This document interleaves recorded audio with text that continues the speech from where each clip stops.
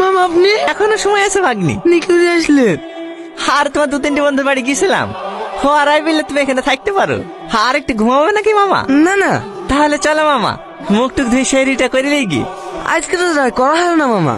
কেন মামা? আমার বিরাট সাহেব বাড়িতে আজকে থাক মামা, কাল থেকে একবার রোজা রাখবো। এই বিরেশটা মামা? তোকেটা কিসে? কে রাখবে? আমার তো পেট গুড়গুড় করছিল বলে বাথরুমে গেছিল। তুই বিরাজ করছিস কেন?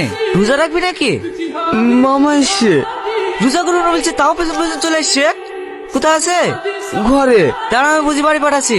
মামা, আসসালামু আলাইকুম রহমতুল্লাহি ওয়া বারাকাতুহু। হে বসো বাপ। খেলাম মামা খেলাও, সারাদিন না খেয়ে থাকতে হবে। আপনার চলে সত্যি খুব ভালো শরীর, এবার কিন্তু সব রোজগার করতে হবে। ঠিক আছে। ঠিক আছে বলতে হয় না বাপ, বলো ইনশাল্লাহ। ইনশাল্লাহ। তোমার জামা কাপড় কাছে আছে তো?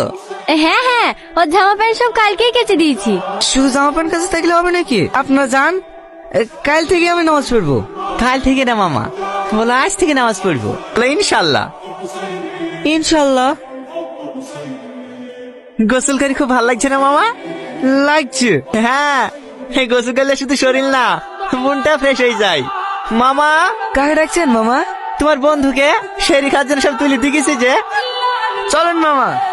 ঠিক আছে চলো, এই সামনে গিয়ে আবার উজ্জ্বলকে ডাকতে হবে। উজ্জ্বলকেও সে রেখে বলে ডেকে তুই গেছেন? হ্যাঁ, সোহেল, উসমান, আশরাফ সবাইকে ডেকে দিয়েছি যে রমজান মাসে রোজা নামাজ না পড়লে পাপ হবে না। আসসালামু আলাইকুম রহমতুল্লাহি ওয়া বারাকাতুহু। হে রমজান মাস নেকির মাস, নামাজ রোজা না পড়লে। আরে আস্তে আস্তে পড়ে যাবা তো। আস্তাগফিরুল্লাহ। ভাগ্নে কাছেন মামা, এমনি। মামা, আমাকে খুশি করার জন্য তোমাকে রোজা রাখতে বলিনি, আল্লাহ পাককে খুশি করার জন্য তোমাকে রোজা রাখতে বলিছি। এই দুনিয়াতে আমরা দুদিনের জন্য এসেছি, যেখানে আমরা চিরকাল থাকবো সেখানে আমরা কিলি যাব। জীবনের সবচাইতে বড় সত্যি কি জানো মামা? মৃত্যু। আর এই মৃত্যুকেই দুনিয়ার মোহমায় পড়ে আমরা ভুলে যাই। তোমাদেরকে জোর করে না খেয়ে আমি অনাহার রাখতে পারবো, কিন্তু রোজা করাইতে পারবো না।